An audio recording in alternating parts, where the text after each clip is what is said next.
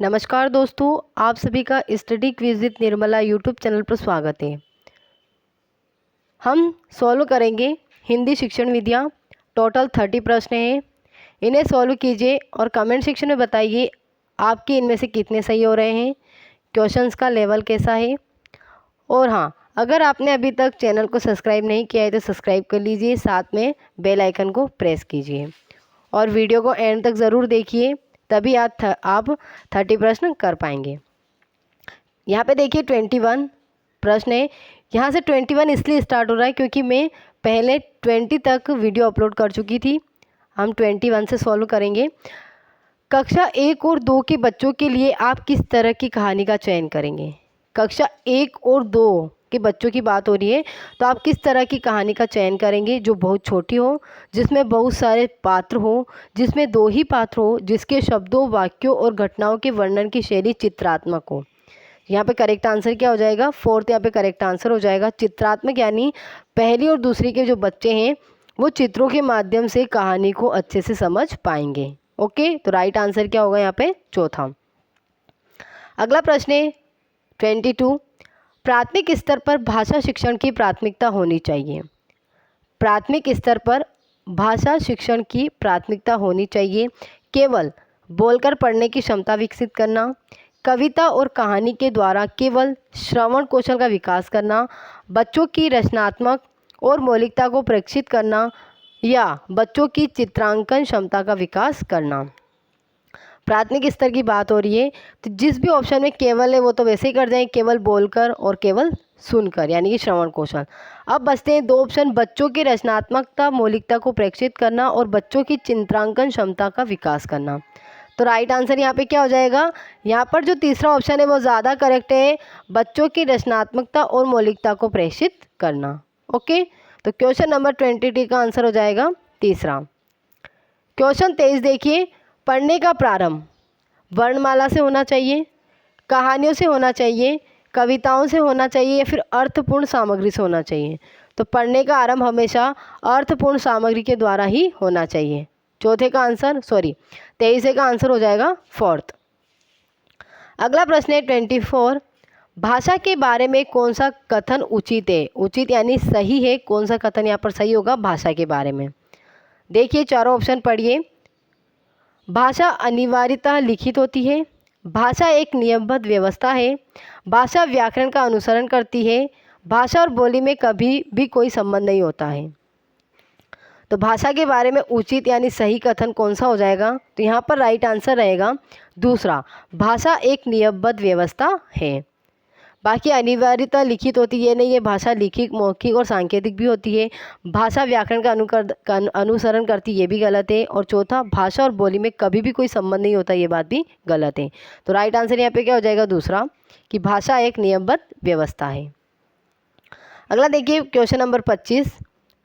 प्राथमिक कक्षाओं में रोल प्ले यानी कि भूमिका निर्वाह का उद्देश्य होना चाहिए। बच्चों को अभिनय सिखाना, एक पद्धति के रूप में इसका उपयोग करना, विभिन्न संदर्भों में भाषा प्रयोग के अवसर प्रदान करना, या फिर बच्चों को अनुशासित रखना।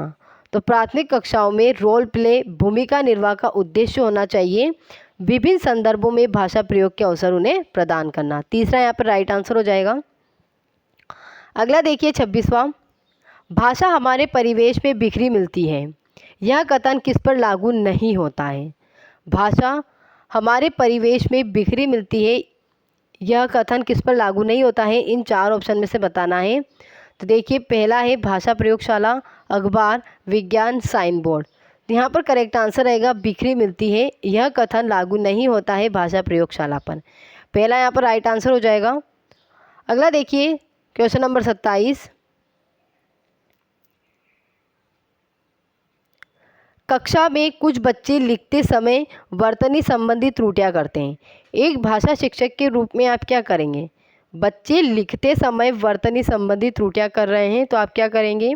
पहला ऑप्शन, शब्दों का सही रूप लिखते हुए बच्चों को दोनों तरह के शब्दों का अवलोकन करके अंतर पहचानने का अवसर देंगे। आगे देखिए दूसरा ऑप्शन, उन्हें सख्त निर्देश देंगे कि वे आगे से गलती ना करें। तीसरा, उनकी त्रुटियों पर बिल्कुल ध्यान नहीं देंगे। और चौथा उनसे शब्दों को 20 बार लिखने के लिए कहेंगे। तो यहाँ पर जो ऑप्शन है तीनों ही सही नहीं है। जो पहला ऑप्शन है वो ज़्यादा सटीक है कि शब्दों का सही रूप लिखते हुए, यानी बच्चे जिन शब्दों में त्रुटियां कर रहे हैं उनका सही रूप लिखते हुए बच्चों को दोनों तरह के शब्दों का अवलोकन करके अंतर पहचानने का अवसर देंगे। यानी जो शब्द बच्चे ने लिखा है और जो आपने लिखा है उन दोनों शब्दों का अवलोकन बच्चे से करवाएंगे और उसका अंतर पहचानने के लिए कहेंगे। तो राइट आंसर यहाँ पे क्या हो जाएगा? पहला। अगला प्रश्न है 28, भाषा सीखने सिखाने का उद्देश्य है। भाषा सीखने सिखाने का उद्देश्य अपनी बात की पुष्टि के लिए तर्क देना, विभिन्न स्थितियों में भाषा का प्रभावी प्रयोग करना, अपनी बात कहना सीखना या दूसरों की बात समझना सीखना। तो भाषा सीखने सिखाने का प्रमुख जो उद्देश्य होता है वो यहाँ पर तीसरा आंसर करेक्ट होगा, अपनी बात कहना सीखना। ओके, अगला प्रश्न है 29वां, एक भाषा शिक्षक के लिए सर्वाधिक महत्वपूर्ण है। क्या महत्वपूर्ण है? बच्चों को भाषा प्रयोग के अवसर उपलब्ध करवाना, बच्चों की भाषा की त्रुटियों के प्रति कठोर रवैया अपनाना, भाषा की पाठ्यपुस्तक या भाषा का आकलन। तो एक भाषा शिक्षक के लिए सबसे महत्वपूर्ण होता है कि बच्चों को भाषा प्रयोग के अवसर उपलब्ध करवाना। पहला यहाँ पे राइट आंसर हो जाएगा। अगला देखिए 30वां, लिखना, यानी कि लिखना क्या है ये पूछना चाहता है। एक बेहद जटिल प्रक्रिया है, एक अनिवार्य कुशलता है जिसे जल्दी प्राप्त किया जाना है, एक तरह की बातचीत है, एक अत्यंत यांत्रिक प्रक्रिया है। तो राइट आंसर क्या होगा? लिखना एक तरह की बातचीत होती है। तो राइट आंसर यहाँ पे हो जाएगा तीसरा। अगला प्रश्न देखिए 31वां, कक्षा 1 के बच्चे अपने एवं ... एवं ... से प्राप्त बोलचाल की भाषा के अनुभव को लेकर ही विद्यालय आते हैं। यानी कि दो शब्द आएंगे यहाँ पर, कौन से आएंगे वो? घर परिवार पड़ोसी, घर परिवार परिवेश, घर परिवार दोस्तों या घर परिवार टीवी। तो राइट आंसर यहाँ पर रहेगा घर परिवार और परिवेश। 31 का दूसरा करेक्ट आंसर हो जाएगा। कक्षा 1 के बच्चे घर परिवार एवं परिवेश से प्राप्त बोलचाल की भाषा के अनुभव को लेकर ही विद्यालय आते हैं। तो राइट आंसर कौन सा हो गया? दूसरा। अगला प्रश्न देखिए 32, कक्षा 1 और 2 के शुरुआती समय में पढ़ने का प्रारंभ ... से हो और किसी ... के लिए हो। यानी फिर से दो शब्द आएंगे, कक्षा 1 और 2 के शुरुआती समय में पढ़ने का प्रारंभ से हो और किसी के लिए हो। अर्थ उद्देश्य के लिए, अक्षर ज्ञान मनोरंजन, शब्द पहचान और मूल्यांकन, अक्षर ज्ञान और उद्देश्य। तो 32 का आंसर क्या हो जाएगा? कक्षा 1 और 2 के शुरुआती समय में पढ़ने का प्रारंभ अर्थ से हो और किसी उद्देश्य के लिए हो। तो राइट आंसर यहाँ पे हो जाएगा पहला। अगला प्रश्न देखिए 33, इनमें से कौन सा प्राथमिक स्तर पर हिंदी भाषा शिक्षण का उद्देश्य नहीं है?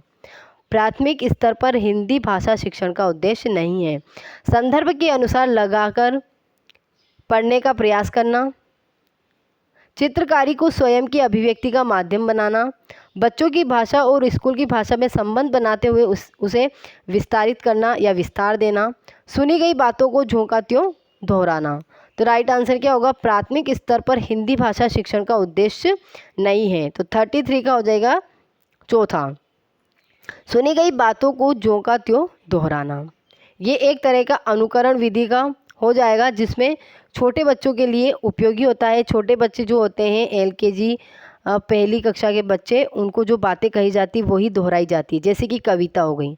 कविता इसका अच्छा उदाहरण हो सकता है। तो राइट आंसर यहाँ पे हो जाएगा चौथा। अगला प्रश्न है 34, भाषा कौशलों के संबंध में कौन सा कथन सही है? भाषा के कौशल अंतर संबंधित होते हैं, भाषा के सभी कौशलों को नए सिरे से सिखाने की आवश्यकता होती है, भाषा कौशल एक दूसरे से स्वतंत्र होते हैं, या भाषा के चारों कौशल एक क्रम से सीखे जाते हैं।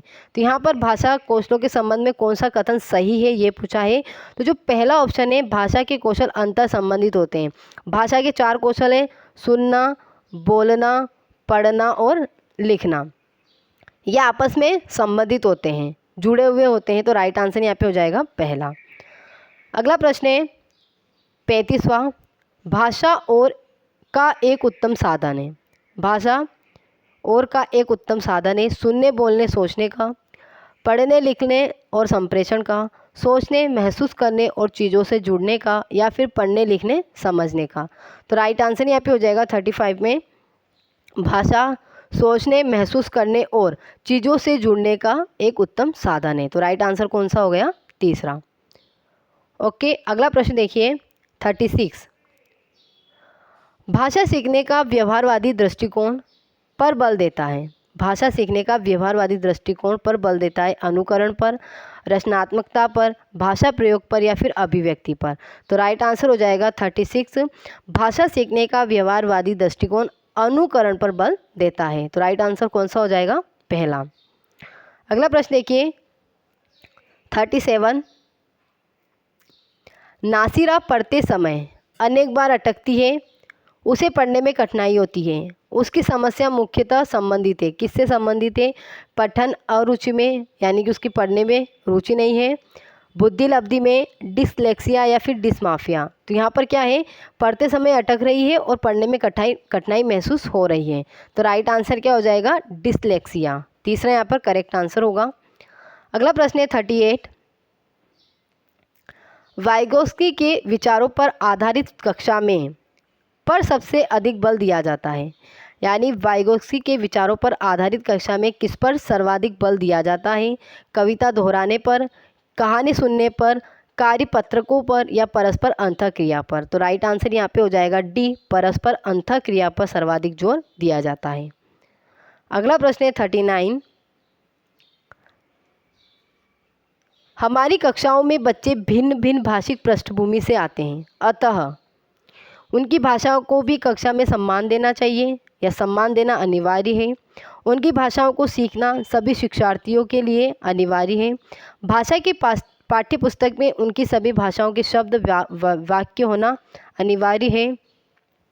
उनकी सभी भाषाओं की जानकारी शिक्षक के लिए अनिवार्य है। तो यहाँ पे राइट का आंसर क्या होगा? भिन्न भिन्न भाषिक पृष्ठभूमि से आ रहे हैं, तो जो उनकी भाषा है उनको भी कक्षा में सम्मान देना चाहिए। यानी कि किसी की भाषा का मजाक नहीं उड़ाना चाहिए, उसकी भाषा भी समझनी चाहिए और उसका सम्मान करना चाहिए। तो राइट आंसर यहाँ पे हो जाएगा पहला। अगला प्रश्न है 40। कक्षा में सहायक सामग्री का प्रयोग किया जाना चाहिए साधन के रूप में, साध्य के रूप में, मनोरंजन के रूप में, या फिर ध्यान भटकाने के लिए। तो राइट आंसर क्या हो जाएगा कि सहायक सामग्री का प्रयोग किसके रूप में किया जाना चाहिए? तो किसके रूप में हो जाएगा? साधन के रूप में। पहला आंसर यहाँ पे करेक्ट होगा। जैसे पाठ्य पुस्तकें, शाम पट्टे, ये सब क्या है? एक साधन के रूप में कार्य करते हैं। तो राइट आंसर यहाँ पे हो जाएगा पहला। अगला प्रश्न है 41। शिक्षण में प्रायोजना विधि महत्वपूर्ण है क्योंकि? प्रायोजना विधि महत्वपूर्ण है क्योंकि यह विद्यार्थियों के लिए आनंददायक है, विद्यार्थियों को कार्य करना होता है, शिक्षक स्वतंत्र होता है, या फिर करके सीखना स्थायी होता है। तो राइट आंसर हो जाएगा जो प्रायोजना विधि है, प्रोजेक्ट विधि है, उसको शिक्षण में महत्वपूर्ण माना जाता है क्योंकि वो करके सीखने पर बल देती है। तो चौथा ऑप्शन यहाँ पे करेक्ट हो जाएगा, करके सीखना स्थायी होता है। ओके, राइट आंसर कौन सा हो जाएगा? फोर्थ। अगला प्रश्न है सामाजिक अध्ययन विषय में पर्यटन निम्न दृष्टि से सर्वाधिक महत्वपूर्ण है। पर्यटन निम्न दृष्टि से सर्वाधिक महत्वपूर्ण है किस विषय में? सामाजिक अध्ययन विषय में। मनोरंजन के लिए, प्रत्यक्ष ज्ञानार्जन के लिए, कक्षा कक्ष से दूरी के लिए, या फिर सामूहिक समायोजन के लिए। तो राइट आंसर हो जाएगा प्रत्यक्ष। जो पर्यटन विधि होती है वो किस दृष्टि से महत्वपूर्ण होती है? प्रत्यक्ष ज्ञानार्जन के लिए महत्वपूर्ण होती है। राइट आंसर हो जाएगा दूसरा। अगर दोस्तों आपने अभी तक वीडियो को लाइक नहीं किया तो लाइक कीजिए, चैनल को सब्सक्राइब करके बेल आइकन प्रेस कीजिए। अगला प्रश्न देखिए सामाजिक अध्ययन के लिए किसी बड़े टॉपिक के सिंहावलोकन हेतु निम्नांकित में से कौन सी शिक्षण विधि सर्वाधिक उपयुक्त होगी? सामाजिक अध्ययन के किसी बड़े टॉपिक के सिंहावलोकन हेतु कौन सी शिक्षण विधि सर्वाधिक उपयोगी होगी? परियोजना विधि, समस्या समाधान विधि, सहपाठी शिक्षण, या फिर व्याख्यान विधि। सामाजिक अध्ययन में कोई बड़ा टॉपिक है, उसको अच्छे से समझाना है, तो उसके लिए व्याख्यान विधि ज़्यादा उपयुक्त हो जाएगी क्योंकि बड़े टॉपिक को आप शॉर्ट में नहीं समझा सकती, उसे व्याख्या करके ही समझा सकते हैं। तो राइट आंसर यहाँ पे हो जाएगा 43 का 4। अगला प्रश्न है 44।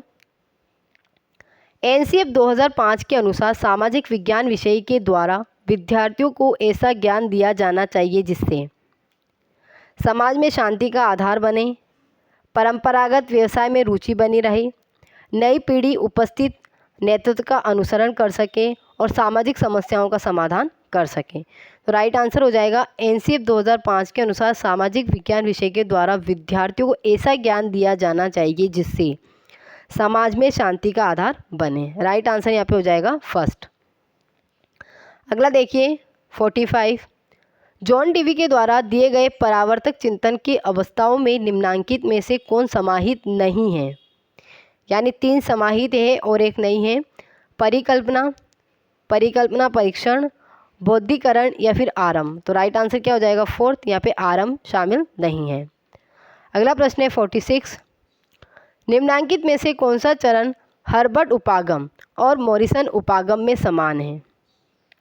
तैयारी, अन्वेषण, प्रस्तुतिकरण और सामान्यीकरण। तो राइट आंसर हो जाएगा हर्बर्ट उपागम और मॉरिसन उपागम में एक चीज़ समान है, वो है प्रस्तुतिकरण, प्रेजेंटेशन। तो राइट आंसर हो जाएगा तीसरा। अगला प्रश्न है 47, सामाजिक अध्ययन के शिक्षक के लिए अत्यधिक महत्वपूर्ण है कि वह, सामाजिक अध्ययन के शिक्षक के लिए अत्यधिक महत्वपूर्ण है कि वह प्रसन्न व्यक्ति का हो, प्रसन्न व्यक्तित्व का हो, देशाटन से प्रेम करे, तत्कालीन घटनाओं का ज्ञान रखे या सौंदर्य प्रेमी हो। तो सामाजिक अध्ययन का जो शिक्षक है उसे तत्कालीन घटनाओं का ज्ञान होना ज़रूरी है। तो राइट आंसर हो जाएगा तीसरा। अगला प्रश्न है 48, निर्मितवादी शिक्षण उपागम में निम्न गतिविधि सम्मिलित हो सकती है। निर्मितवादी शिक्षण उपागम में निम्न गतिविधि सम्मिलित हो सकती है। अभिनय, व्यक्तिगत कार्य, सामूहिक कार्य, सभी विकल्प सही है। तो 48 में आंसर हो जाएगा ये तीनों ही चीज़ें शामिल होनी चाहिए निर्मितवादी शिक्षण उपागम में, अभिनय, व्यक्तिगत कार्य और सामूहिक कार्य। तो राइट आंसर हो जाएगा फोर्थ, सभी विकल्प सही है। अगला प्रश्न है 49, सामाजिक अध्ययन का शिक्षक कंप्यूटर का प्रयोग कर सकता है शिक्षण में, शैक्षिक निर्देशन एवं परामर्श में, परीक्षा कार्य में या सभी में। तो कंप्यूटर का उपयोग सभी में किया जा सकता है, शिक्षण में भी किया जा सकता है, परामर्श और निर्देशन में भी किया जा सकता है और परीक्षा के कार्यों में भी किया जा सकता है। तो राइट आंसर यहाँ पे भी क्या हो जाएगा? डी, यानी कि उपरोक्त सभी। अंतिम प्रश्न है, सामाजिक अध्ययन की शिक्षण विधि होनी चाहिए, कैसी होनी चाहिए? विषय केंद्रित हो, शिक्षक प्रधान हो, विद्यार्थी प्रधान हो या सहायक सामग्री प्रधान हो। तो सामाजिक अध्ययन की जो शिक्षण विधि होती है वो होनी चाहिए विद्यार्थी प्रधान। राइट आंसर हो जाएगा तीसरा। ओके फ्रेंड्स, ये थे पूरे 30 प्रश्न, इन्हें कीजिए और कमेंट सेक्शन में ज़रूर बताएं इनका लेवल कैसा था और आपके इनमें से कितने सही हो रहे हैं। धन्यवाद।